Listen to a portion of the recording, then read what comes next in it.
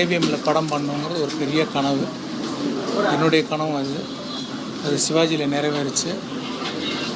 அதுக்கு சரவணன் சார் நான் நன்றி சொல்லணும். சரவணன் சார் ஃபேமிலிக்கு என்னோடய ஆழ்ந்த அனுதாபங்களை தெரிவிச்சுக்கிறேன்.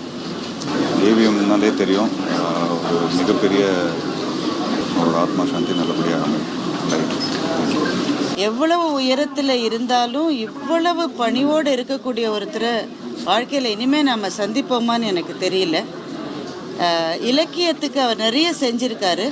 திரைத்துறையை பற்றி இங்கே நிறைய பேர் பேசியிருப்பாங்க. இலக்கியத்துக்கு நிறைய செஞ்சுருக்காரு. சென்னை கம்பன் விழாவுக்கு 50 ஆண்டுகளாக ஏவிஎம் ராஜேஸ்வரி மண்டபத்தை ஒவ்வொரு வருடமும் விழாவுக்காக கொடுக்குறாரு. நான் கல்லூரி நாட்களில் முதலாக பரிசு வாங்கின போது மேடையிலேயே எனக்கு வாழ்த்து சொன்னவர் சரவணன் ஐயா. அவருடைய ஆசை தான் இலக்கியத்தில் கொஞ்சமாவது என்னால் பயணம் செய்ய முடிந்தது. மிக மிக பண்பாளர். அவருடைய ஆன்மா சாந்தி அடைவும் அவருடைய குடும்பத்தினருக்கு கடவுள் எல்லாவித மன உறுதியையும் கொடுப்பதற்கும் இந்த நேரத்தில் நான் பிரார்த்தனை செய்து கொள்கிறேன். எஜமான் திரைப்படத்தின் மூலமாக அவர் குடும்பத்தில் ஒருவனாக பழகும் வாய்ப்பு எனக்கு கிடைத்தது.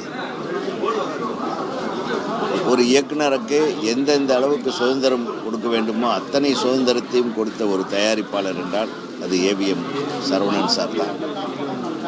அவர் என்னை ஒரு புள்ள மாதிரி தான் பார்த்துக்கிட்டாரு. சாதாரணமான விஷயமே இல்லை. படம் பூஜை போட்ட அன்றைக்கே ஃபுல் பேமெண்ட்டையும் செட்டில் பண்ண ஒரு தயாரிப்பாளர்னா உலகத்திலேயே அவராக தான் இருக்கும். இப்பொழுது நம்மையெல்லாம் விட்டு இந்த மண்ணுலகை விட்டு மறைந்து விட்ட சகோதரர் ஏவிஎம் சரவணன் அவர்களை நான் மிகுந்த நட்போடு பழகியிருக்கிறேன். கலை உலகிலே நான் நேசித்து பழகிய ஒரு சில நண்பர்களில் ஏவிஎம் சரவணன் அவர்களும் ஒருவராவார். ஒரு நாளும் நான் அவரிடம் அரசியல் பேசியதில்லை, அவரும் என்னிடம் அரசியல் பேசியதில்லை. அவருடைய ஏவிஎம் தயாரிப்புடைய படங்களை பற்றி பேசுவேன்.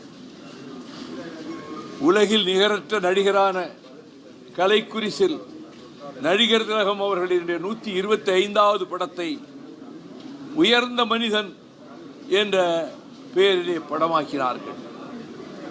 ஏவிஎம் தயாரிக்கின்ற படங்களில் குடும்ப பாங்கான கதையம்சம்தான் முக்கியமாக இருக்கும்.